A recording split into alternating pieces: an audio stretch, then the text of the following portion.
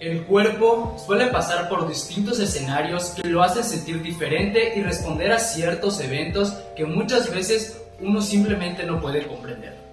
Estos cambios tienen una explicación lógica y la circulación sanguínea es una de ellas. Sin desviarnos mucho de este tema, en este video se comprenderá la fisiopatología de la hipertensión arterial, la clasificación farmacodinámica y los mecanismos de acción de los fármacos antihipertensivos. Mi nombre es Cristian Maldonado y sean ustedes bienvenidos a un video más. ¡Comenzamos! Para este punto, toma en cuenta que ya sabemos que nuestro cuerpo se encuentra conformado por un gran número de vasos sanguíneos como lo son las arterias, las venas y capilares. Entonces, entrando de lleno al tema, ¿qué es la presión arterial? La presión arterial, en pocas palabras, es la fuerza que hay en la sangre.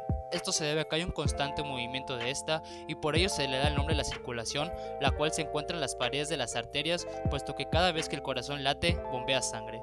Esta es empujada a diferentes regiones de nuestro cuerpo. La fisiopatología de la hipertensión arterial es muy compleja, ya que la presión arterial dispone de varios mecanismos de control que actúan integradamente. Dicho mecanismo será más explicado adelante. Esta complejidad se origina de la necesidad del organismo de mantener una adecuada presión de perfusión a nivel de cada célula. La presión arterial depende del balance entre el gasto cardíaco y las resistencias vasculares periféricas, y esto mediado por la intervención de varios sistemas, destacando el sistema renina-angiotensina-aldosterona, el sistema nervioso simpático y la secreción de sustancias vasodilatadoras o vasoconstrictoras por parte del endotelio. Todo ello permite que las arterias puedan dilatarse y estrecharse para mantener un flujo constante de los tejidos. Mecanismo autorregulador falla por cifras elevadas de presión arterial o aumentando rápidamente estas, al aumentar la permeabilidad endotelial, produciendo necrosis fibrinoide que activa la cascada de coagulación y mecanismos de inflamación de isquemia tisular, que a su vez aumenta la liberación de sustancias vasoconstrictoras como lo son las endotelinas, las catecolaminas y la vasopresina o hormona antidiurética, y disminuye así las sustancias vasodilatadoras como lo son el óxido nítrico y las prostaglandinas. Todo aquello eleva aún más la presión arterial, cerrando un círculo vicioso que además se le va a sumar en ocasiones isquemia a nivel renal que estimulan el eje de la renina-angiotensina-aldosterona, produciendo aún más vasoconstricción. Existen mecanismos adaptativos como respuesta a cifras mantenidas de presión arterial elevada, como lo son la hipertrofia ventricular izquierda, aumento de las resistencias vasculares periféricas y desplazamiento de la curva del flujo sanguíneo cerebral. La presión arterial es el producto del gasto cardíaco y las resistencias vasculares periféricas. En su regulación a corto plazo intervienen básicamente los vasoreceptores aórticos y carótidos. A largo plazo, su regulación implica sistemas de acción más lenta como el sistema renina-angiotensina-aldosterona y los péptidos natriuréticos. En la mayoría de los pacientes hipertensos, la primera manifestación del paro cardíaco es la difusión diastólica. Además, el aumento de la poscarga induce el remoldeado cardíaco consistente de la hipertrofia concéntrica. La difusión diastólica y la hipertensión pueden conducir directamente a insuficiencia cardíaca o bien indirectamente aumenta la probabilidad de que se genere fibrilación auricular con la consecuente difusión diastólica que también puede generar insuficiencia cardíaca. Además, la hipertensión arterial frecuentemente coexiste con enfermedad renal crónica, pues el riñón es un órgano diana donde puede ejercer su daño. Esta enfermedad renal crónica tiene un efecto potenciador de la hipertensión por su incapacidad de regulación del sistema renina-angiotensina-aldosterona y por tanto empeora la insuficiencia cardíaca, la cual potencia a su vez el deterioro renal. Esto es el llamado síndrome cariorrenal. Obviamente, la presencia de una crisis hipertensiva donde puede desencadenar por sí mismo un episodio de insuficiencia cardíaca, la hipertensión arterial influye en el desarrollo de la arteriosclerosis por varios mecanismos, entre ellos el aumento del tono simpático del sistema nervioso autónomo, el aumento de la actividad renina, el déficit en la liberación o acción de vasodilatadores como podrían ser el óxido nítrico y la prostaciclina, o el aumento de la expresión de factores de crecimiento, citoquinas inflamatorias que influyen en el hecho vascular. pero no se relaciona con la génesis y la proyección de aterosclerosis, sino que además puede favorecer la ruptura de la placa aterosclerótica formada y con ello desencadenar un síndrome coronario agudo en el cual obviamente puede contribuir al desarrollo de una insuficiencia cardíaca.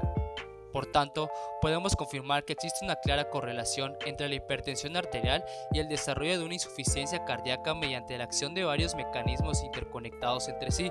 En primer lugar, por el defecto de la hipertrofia ventricular y el posible desarrollo de la fibrilación auricular.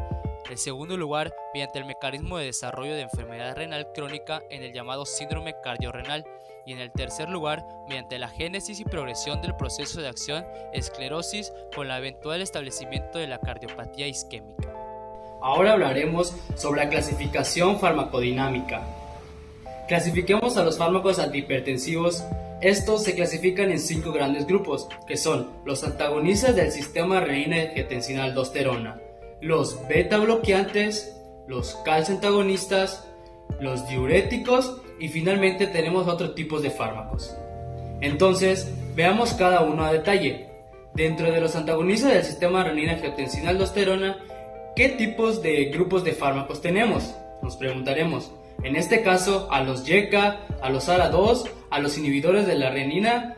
A los YECA, como su nombre lo dice, son inhibidores de la enzima convertidora de angiotensina. Bien, tenemos también a los ARA2, que significan antagonistas de los receptores de angiotensina 2. Tenemos también el otro grupo que son los inhibidores de la renina. Pasemos al siguiente grupo, que son los beta bloqueantes. Estos son los beta bloqueadores de los beta adrenoreceptores, bloqueadores de los alfa adrenoreceptores y finalmente los alfa y beta bloqueadores. Estos, como su nombre lo dice, se encargan de bloquear. ¿Pero qué? Los alfa y los beta adrenoreceptores. Otro grupo de fármacos son los calcio antagonistas. Estos se dividen en dos, que son las dihidropiridinas y las no dihidropiridinas.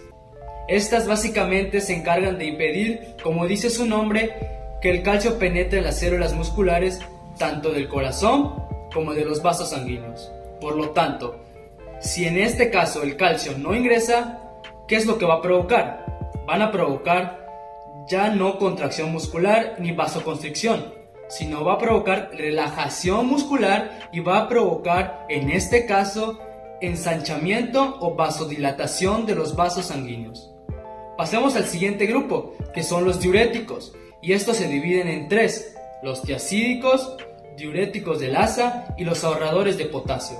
Los tiacídicos son los más importantes y son los que inhiben el cotransportador activo de cloro y sodio en el segmento no diluyente cortical de la rama ascendente de Henle. Los diuréticos de asa, como su nombre lo dice, también actúan a nivel del asa de Henle, inhibiendo la reabsorción de cloro y sodio, y finalmente los ahorradores de potasio, que inhiben la reabsorción de sodio en el túbulo contorneado distal y en el túbulo conector. Básicamente los diuréticos son los que actúan a nivel de las nefronas. Y finalmente pasemos a otro tipo de fármacos, que nos encontramos con los fármacos como los vasodilatadores y los fármacos de acción central. Principalmente aquí les puedo hablar de los vasodilatadores, que hacen lo que su nombre pues dice, se encargan de provocar vasodilatación en los vasos sanguíneos, por lo que inhiben la resistencia periférica y así es como logran disminuir la presión arterial. Bueno, estos fueron los 5 grupos de los fármacos antihipertensivos, y para recordarlos podemos usar un mnemotécnico que es el A, B, C y D. Y A nos habla de los antagonistas del sistema renina-angiotensina-aldosterona, la B de los beta bloqueantes, la C de los calcio antagonistas, la D de diuréticos y finalmente la E de otro tipo de fármacos.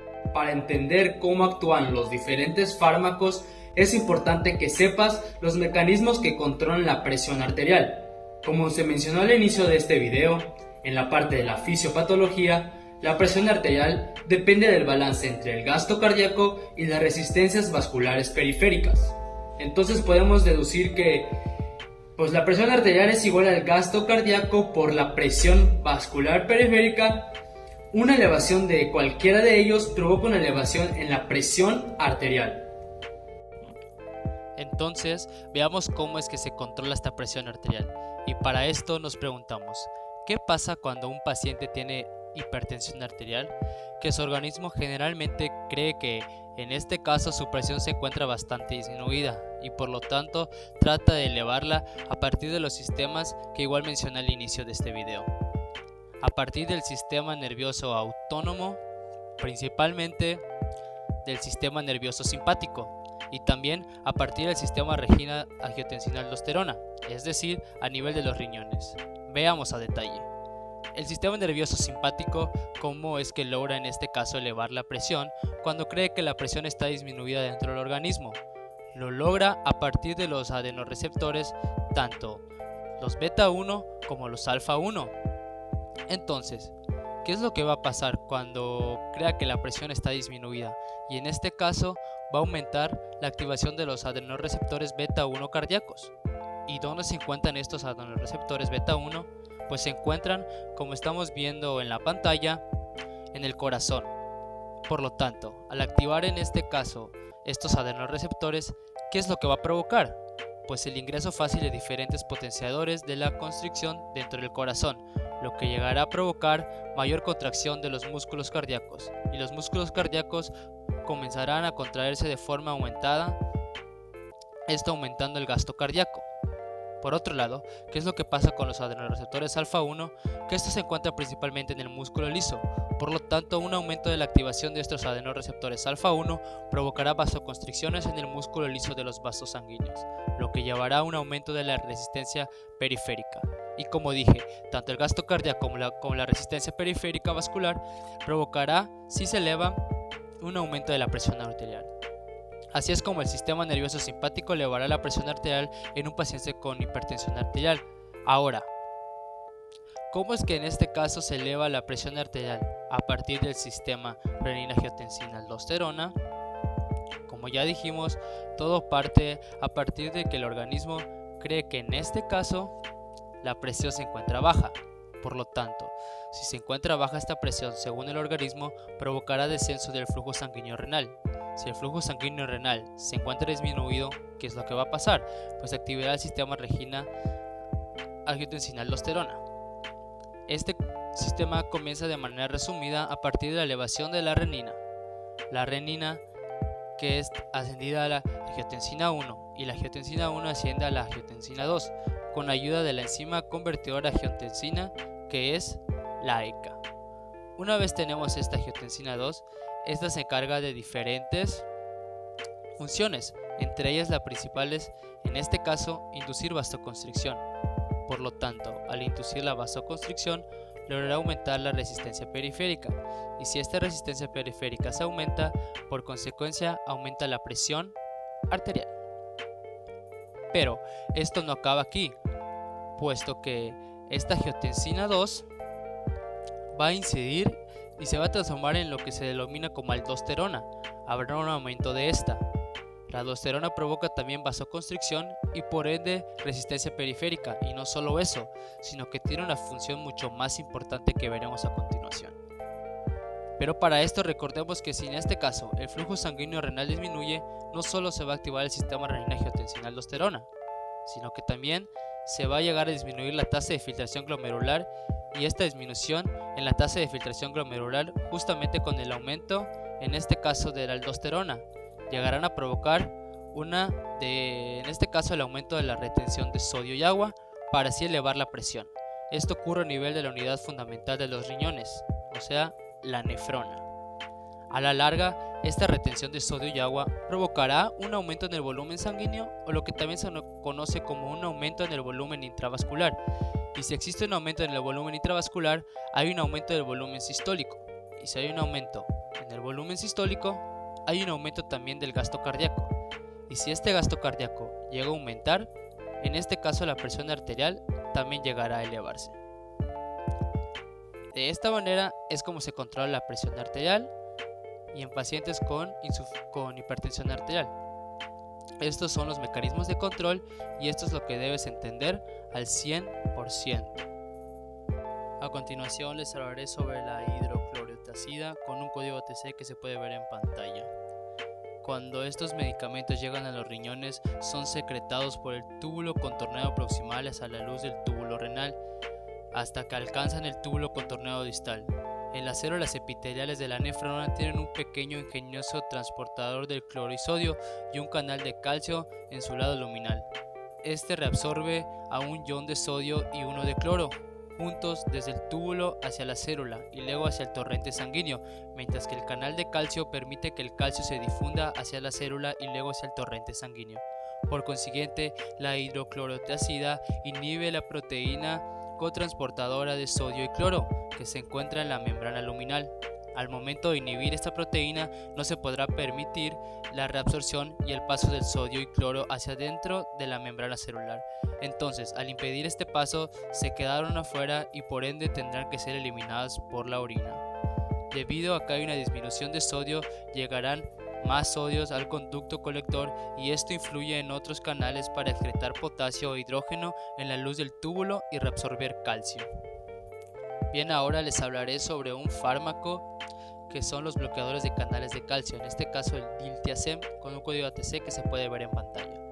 Ahora bien, los bloqueadores de canales de calcio tienen la capacidad de inhibir la cantidad de calcio que encuentran por ciertos canales específicos, en este caso son del subtipo L.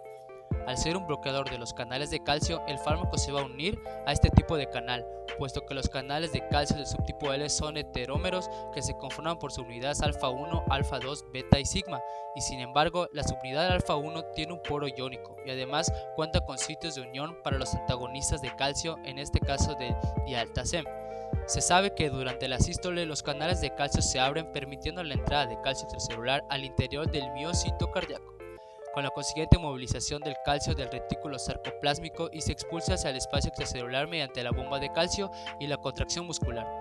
Durante la diástole, el calcio se encuentra de nuevo en el retículo sarcoplásmico y se expulsa hacia el espacio extracelular mediante la bomba de calcio y el intercambiador sodio-calcio del sarcolema. Este tipo de antagonistas presenta un uso dependencia, que significa que cuantas más veces se abra el canal, mayor va a ser el bloqueo, y el voltaje dependencia, que significa que estos antagonistas bloquearán de mejor manera este tipo de canales iónicos a potenciales más despolarizados, presentando mayor afinidad a aquellas células musculares vasculares que a las células nodales. En esta imagen, durante la diástole, los niveles del calcio libre en el citosol, y como en el número 1, siguiendo la imagen, son muy bajos. Durante la sístole se elevan de 10 a 100 veces debido a dos mecanismos: entrada de calcio desde el medio extracelular por los canales de calcio dependientes del voltaje de subtipo L. En el número 2 ya permanecen abiertas en la meseta de cada potencial de acción y liberan por este calcio que penetra en las células, más calcio almacenado al retículo sarcoplásmico. En el 3 ya nos dice la activación de los beta-adrenoreceptores por las catecolaminas. En el 4 ya hay un aumento del AMP cíclico que incrementa aún más el tiempo de apertura de los canales de calcio y la entrada del catión al citosol. Esta elevación transitoria del calcio citosólico junto al ATP mitocondrial constituye la señal que pone en marcha la contracción muscular durante la sístole. En el número 5 el corazón ya se relaja cuando el calcio citosólico desciende como resultado del cierre de los canales de calcio del tipo L y del secuestro del calcio en el retículo sarcoplásmico. En el 6 ya existe una expulsión al espacio extracelular de la bomba de calcio y en el 7 ya es un intercambiador de sodio y calcio. Ups, se nos ha gastado el tiempo, pero suscríbete a este canal para ver futuros videos y la continuación de los mecanismos de acción de los fármacos antihipertensivos.